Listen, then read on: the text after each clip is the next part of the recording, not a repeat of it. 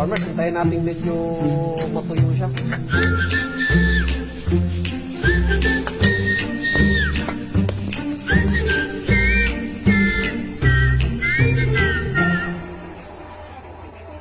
Nilaga na natin kanina para pag isa natin malambot na. Alright. Yes, farmers. Alright. Alright. Yes. Kalamansi ang gamitin natin pang-asin sa adobo ko farmers. Ayan. Alright. Ayan. Lagyan natin ito ng sili ka farmers. Spicy chicken native. Ha?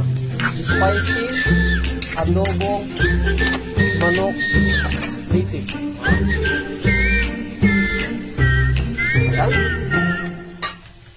Lagyan natin ng sili ka farmers. Ayan. Spicy native adobong manok. Alright.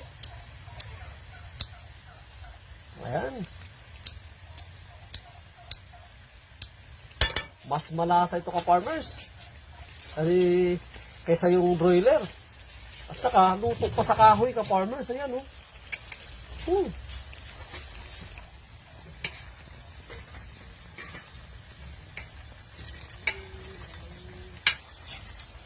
Siya nga pala ka farmers, pag naglaga kayo ng manok, mas maganda pong ilaga ninyo sa tanglad para mabango. Alright. Spicy adobong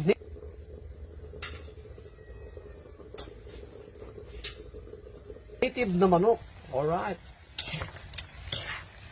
Kaka-farmers ha. Sarap na ito. Ayun.